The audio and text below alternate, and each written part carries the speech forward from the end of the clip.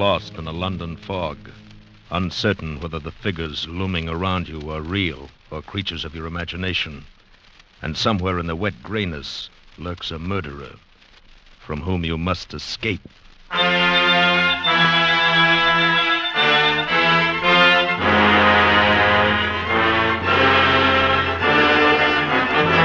Escape, produced and directed by William N. Robeson, and carefully contrived to free you from the four walls of today for a half hour of high adventure.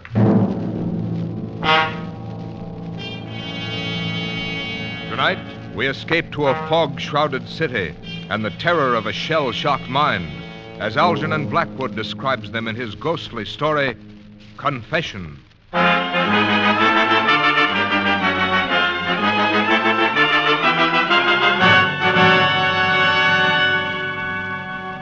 There was no doubt about it. The woman was dead. Her cheek was cold to my touch. The head of the long, sharp hat pin protruded from her breast above the heart. She was dead, murdered. And I stood there by the bed, my brain whirling crazily. I was alone in an empty house with a murdered woman. And then suddenly fear flashed across my brain and cleared it. I heard the door below open and close. Footsteps. Someone was coming across the downstairs hall, onto the stairs, coming up here. In a moment, I would be discovered. In a moment, someone would walk into this room and see me standing over the body. In a moment, my escape would be cut off. Quickly, I slipped across the hall and into another of the empty bedrooms. I leaned against the closed door, breathing heavily, listening to those steps come closer. Would he look into any of the other bedrooms first? Would I be discovered here? He passed my door and went into the room, straight in, closed the door behind him. Then he knew where to come. I waited a moment, waited for some sound, some gasp of discovery. There was none. Then he knew what to expect. I must escape quickly before he came out of that room. I started down the stairs, carefully, to avoid any sound.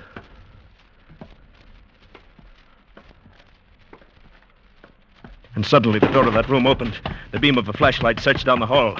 I took the stairs 3 at a time, burst open the front door, and fled into the street, fled into the sanctuary of the fog.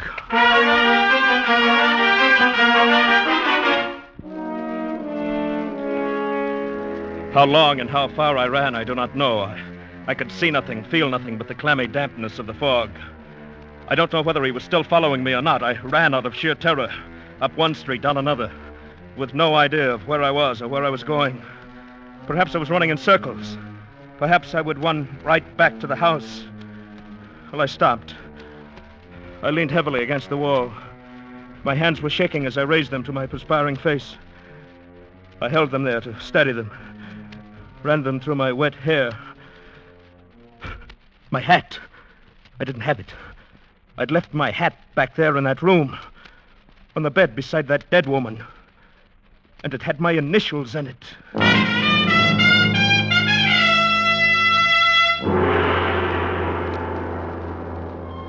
Nearby, a street lamp formed a fuzzy ball of yellow in the enveloping murk. And now a figure loomed suddenly beneath it, just as she had materialized so short a time ago under another streetlight. Or was it the same one? Was it she again? Was it he, the one who was following me? Was it real at all? Perhaps it was only a creature of my madness. My dear sir, you're ill. Oh, here, old fellow, let me help you. Why, you're almost ready to fall. Yes, sir. Thank you. Here, just lean on my arm. Yes. You are real, aren't you? Real? I don't understand. I say, you're very near collapse, you know. And I happen to be a doctor. Luckily, too, you're just outside my very house. Come in for a moment, won't you? Why, you're very kind. Yes, I will, if it's not too much trouble for you. None at all, my dear chap. Please do.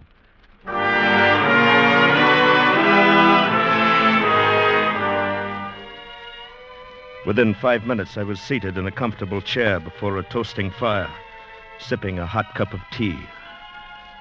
I could feel my nerves relaxing. But the traces of my illness must have been clear on my face, because my host observed. Your trouble is shell shock, isn't it? Why, yes, how did you know? I've been in the service, and I'm a doctor. Of course, I only meant I'm supposed to be recovered, or almost. But I got lost in the fog, felt ill suddenly. Terrified, you know. I know. You should never have been out on a night like this. If you've got far to go, you'd better let me put you up. You're very kind indeed, but I don't want to be any trouble. Oh, no trouble at all. I'd like to be of help. It's the least we veterans can do for each other. Oh, the blasted war. Thank goodness it's over. You're not English, are you? No, Canadian. I haven't been demobilized yet. I'm still in the Army hospital at Regent's Park under the care of Dr. Henry. Ah, yes. Very good man. I'd say he's done well by you. Up till tonight, I mean. Yes.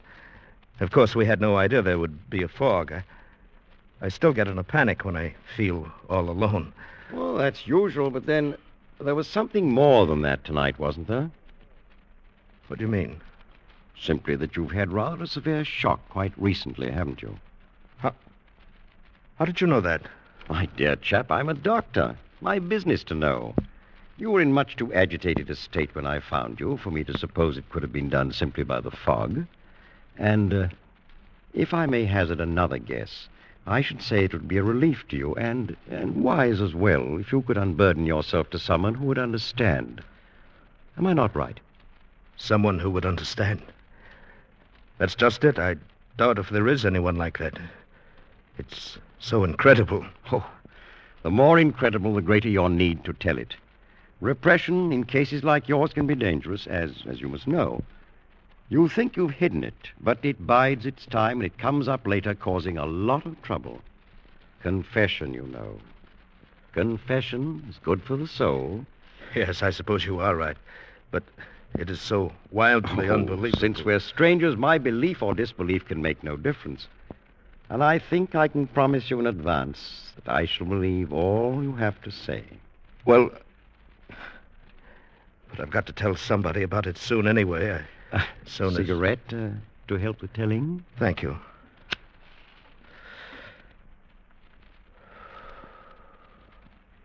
Thank you. Well, I'd better start back at the very beginning of the adventure, then. It started today at the sanitarium.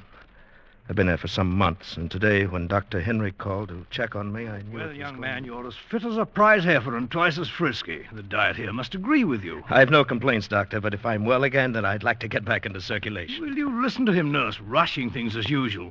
You'd think he didn't like us here. The way he bothers us to let him go into town, I'm sure of it, Doctor. He's getting so healthy, he's bursting at the seams. There, you see? How about it, Doctor? Can't I just have a day or an evening in town? What's the great attraction in that dirty place? Some girl, no doubt? Well, yes, that is in a way. I met her in France. She's a Red Cross girl. She's invited me to stop in for tea if I'm up in London, and, well, it's just that I'd feel human again, seeing a girl having tea, a cigarette, chatting. That's all. Young man, I not only approve of your day in town, I'm prescribing it. It'll do you good. You've got to start getting used to society again anyway. And you think I can manage it alone? Why not? You get around the neighborhood by yourself well enough, don't you? There's nothing so very different about London. Certainly nothing to be afraid of. No, of course not. Call the young lady and find out the directions, where to get off the underground, what turns to take, and so on. Go in the daytime, return before dark. No danger of getting lost. Should be simple. Nothing to it. Do you good. Then this means I'm getting better. I'll be able to go home soon? There you go, rushing things again. But yes, I think perhaps we're on the last leg. Oh, that'll be all, nurse. Yes, Dr. Henry. Now, tell me, young man, what about your friends? No, Doctor. I think they've deserted me. I don't see them anymore. No more ghosts. No more dead comrades stopping in for a chat. Good. For how long now? Oh, several weeks at least. I can hardly remember when I last saw one. Thought you saw. Yes, thought. Of course, In the dark room at night, sometimes the That's shadows... not quite the same thing. Lots of well people fancy they see the shadows move at night, especially after they've been reading some penny dreadful. Yes, I suppose so. At any rate, you can distinguish between the real people and the unreal now, and that's a big step, considering how you were a few months ago. Well, it's only when I feel completely alone, cut off, that the old panic begins a little, but not as much as before. Many people don't like to feel alone and cut off, but they can fight down that panicky feeling, nip it in the bud. So will you in time. But I must warn you, a severe shock could undo all our work. By all means, avoid shock.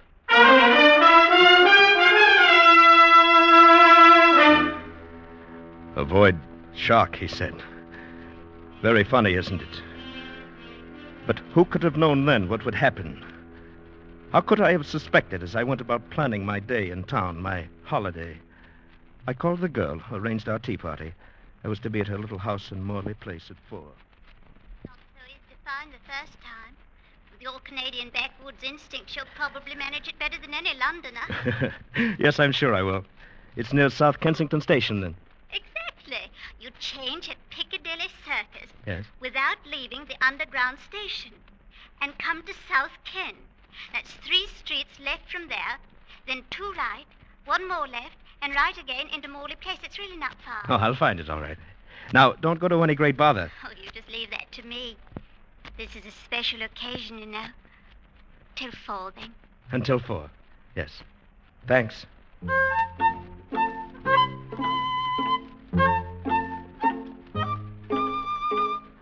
And so it all started out as a cheerful adventure. And everything went well into the city. I made my change underground at Piccadilly, took the local to South Kensington Station. And there I came up at surface again. And when I walked out, I stepped into a solid, opaque blanket of white fog. I could hear the traffic, the rumble of the city around me. I could hear footsteps, an occasional muffled voice. But I could see almost nothing. This is how a blind man feels then. The only objects of relief from that dreadful enveloping gray wall were an occasional blur of yellow from a street lamp or a motor car headlight, a glimmering patch from some big lighted shop window here and there, and the figures of other people passing by, dark and floating and indistinct. Or were they people? Might they not be those phantom figures again, just like the ones that haunted me before I went into the sanitarium? Ghostly, blurred figures of dead comrades from Dunkirk and Abbeville and the mud of Belgium. Ah, here comes another one. I can hear his cane tapping. Look closely now, make sure.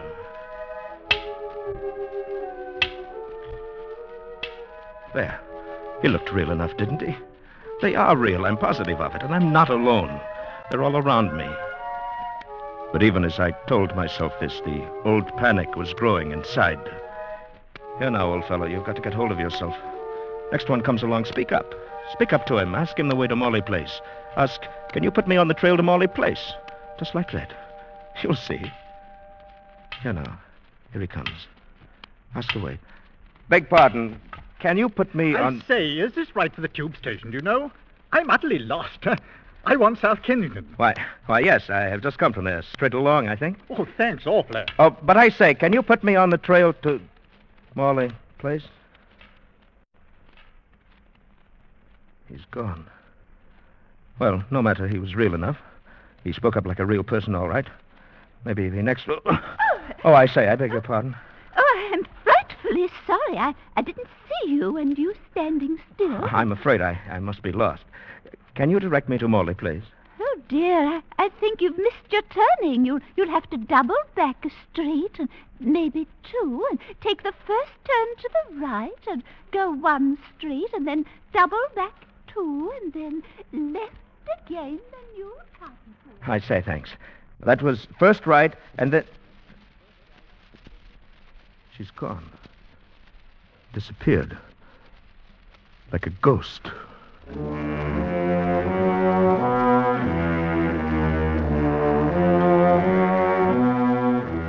The panic was rising in me. They were real people, yes, but they appeared and disappeared so disconcertingly quickly.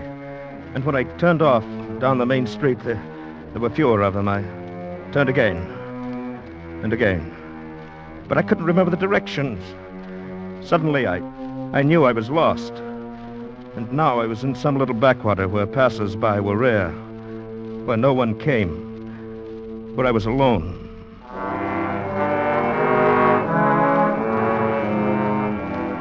Now the panic swept over me. I stumbled on a curb. My cane swept empty air. I fell to the icy pavement.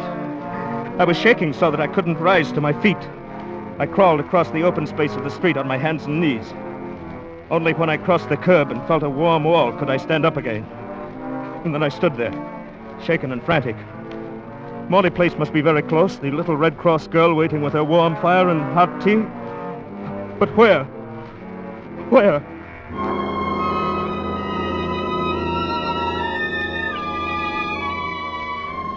Suddenly, in the yellow blur of the nearest street lamp, a faint darkening of the fog caught my eye. It was not a figure this time. Only the shadow of the pole, grotesquely magnified. No, it moved. It came toward me. It was a figure, a woman. It came right up to me. Fear gripped me, and then I remembered the doctor's advice. Don't ignore them. Treat them as real. Speak to them and go with them. You will soon prove their unreality then, and they will leave you. And so I gripped the wall behind me and spoke to her. Lost your way like myself, haven't you, ma'am? Do you know where we are at all? Morley Place I'm looking for. Where am I? Well, I say you're more frightened than I am. May I help you? I'm lost. I've lost myself. I can't find my way back. Same here.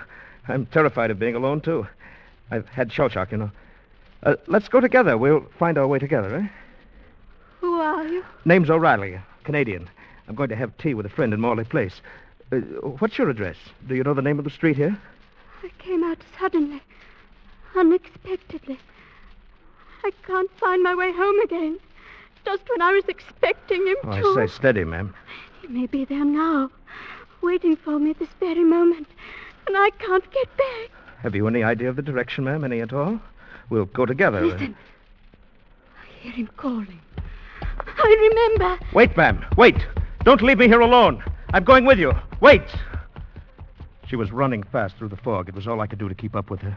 But I felt I must not lose her or my own nerves would go to pieces. How she found her way in the fog, running so quickly, I didn't know, but I kept close on my heels, running hard. I could smell a faint perfume in the air, trailing behind her. A faintly familiar odor, but not pleasant. And then suddenly she stopped and turned into the gate, so suddenly that I almost bumped into her. Oh, is this in? You found it, then. May I come in with you for a moment? Perhaps you'll let me telephone my doctor. Doctor? Yes, Dr. Henry at the Army Hospital. I'm in his care, you know. My home is somewhere here. I'm near it. I must get back in time. For him. I must. He's coming to me. I say, ma'am. But she turned and walked toward the house. For a moment I hesitated. This woman was acting very strangely. But no matter, she was at least real, and I needed help. Quickly, I followed her up the steps across the porch. The door was ajar. She slipped through, and I followed into the dark house. It was so dark inside, I couldn't see anything at first. I stopped, groping. But she went on, quickly, easily, as if she knew the way. She was ignoring me completely. I heard her steps cross the hall, go up the stairs quickly. I waited and listened. She walked along the hall upstairs.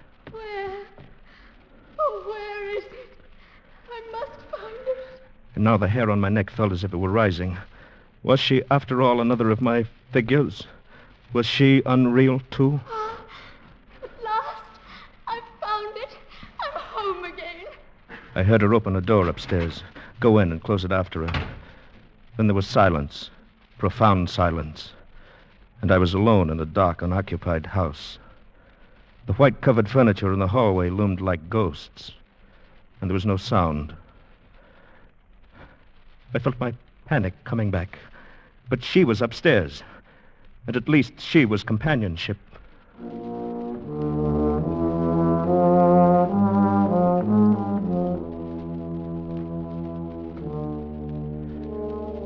I groped my way up the stairs, along the upstairs hall. There was no sign of life. Where are you? I want to help you. Which room are you in? There was no answer. But as I put my hand on a table to steady myself, I felt something. It was a candle stump. With a gasp of relief, I took it up and lighted it. Now I could see a little. One by one, I tried the bedrooms. They were dusty and unused. The furniture covered, the mattresses rolled up on the beds. They were all alike. Until I opened the last door. Instantly, I knew this was it. I smelled the perfume. Only now I recognized it, understood why it was unpleasant to me. It was the smell of a hospital, of chloroform. And there was the woman, her dark fur coat wrapped around her, her jewels just showing at the neck. And she was stretched out on the bed, motionless. Instantly, I knew she was dead. In the next instant, I thought I would go mad. The blood on her face was congealing. Her skin was cold. I knew then that she'd been dead for an hour at least, and that what I saw in the street was not real. This was the shock that Dr. Henry had warned me to avoid. And what happened then? Well, I heard the door open up downstairs. Someone came in. The one she'd been expecting, no doubt. And suddenly I realized the danger of my being found there beside a woman who had obviously been murdered. Well, I slipped into another bedroom, and when he went into that room with her, I slipped out and crept downstairs. I stumbled and he heard me, and I came out. I ran down and out into the fog, into the street and away. How long I ran or where, I don't know. When I was exhausted, I stopped. And then you came and found me. Well, what do you think? A tall tale, isn't it? Yes. Strange, but not incredible. I see no reason to disbelieve anything you've told me. Things equally remarkable, equally incredible, happen every day in a big city. I know from personal experience. Oh, I could give you many instances. But the woman, I saw her, and yet she was already dead. Such things are hard to explain, perhaps cannot be explained, except, of course, your mind in its present state may still play tricks on you. Perhaps you saw a woman in the fog and followed her. You may have missed her and only thought you saw her go into that house. But what about the dead woman? She was real enough. Perhaps, perhaps not. She, too, may have been just fantasy. You may never have left the street. No, I'm sure of that, at least. I must believe it. She was real, and the man who came up the stairs was real. If I didn't believe that, I think I should go mad. Yes, perhaps that is important. Then, let me see. Have you any proof of what you saw? Something, perhaps, that you carried away with you? None. But wait. I left something there. My hat. I left it on the bed beside her body. My initials were in it. Ah? And so, if it was all real, I shall be getting a visit from the police one day soon. Perhaps. And then I'll know. And I'll be charged with murder. I don't think so. You think the police would believe this fantastic story? As I told you, many strange things happen in a city like this. For instance, I knew of a similar case many years ago. Strangely similar case. Almost a coincidence. Would you like to hear it? Yes, I suppose so. It happened during the last war. A colleague of mine, a surgeon now dead, married a charming girl, young and beautiful. He was wealthy, and they lived comfortably for many years. They seemed happy together.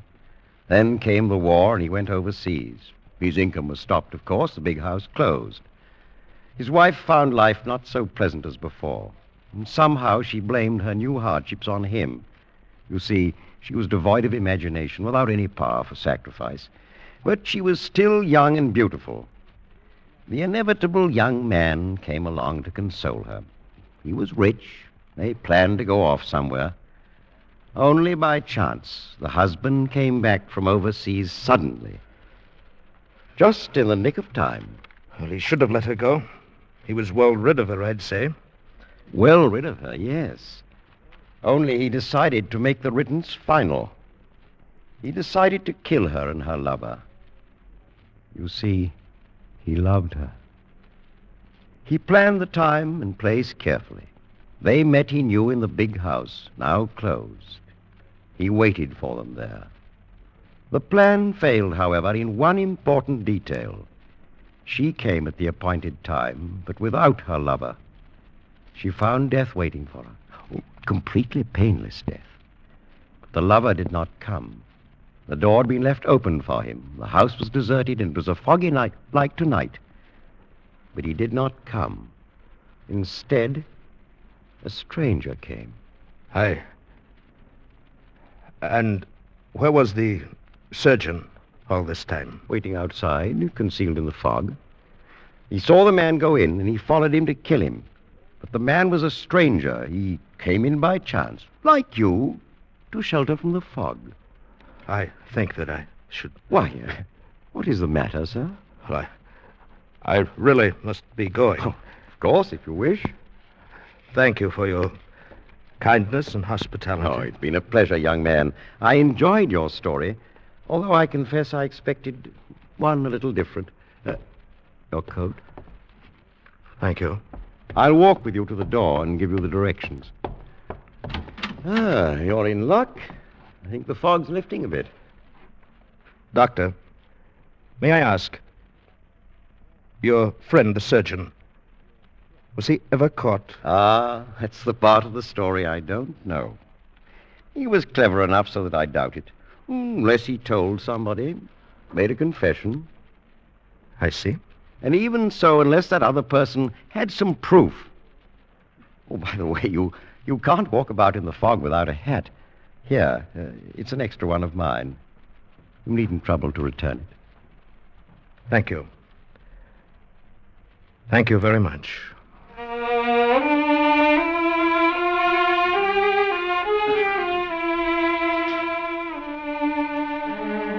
I went out of his consulting room with the hat on my head.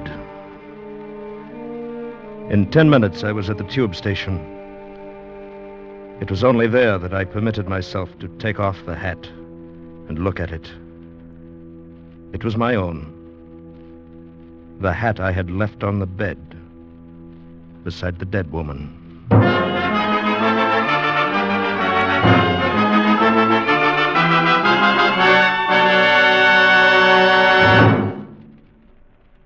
Escape is produced and directed by William N. Robeson, and tonight brought you Confession by Algernon Blackwood, adapted for radio by John Dunkel, with Bill Conrad as O'Reilly, Ramsey Hill as the doctor, and Peggy Weber as the woman in the fog. Music was conceived and conducted by Cy Feuer. Next week... You were trapped in the dark maze of the native quarter of Mozambique. A dead man at your feet, the police closing in around you. And beside you is a girl with whom you must escape.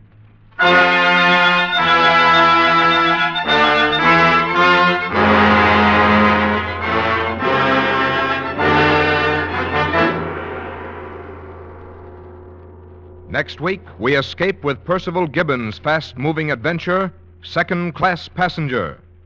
Good night, then, until this same time next week, when again we offer you Escape.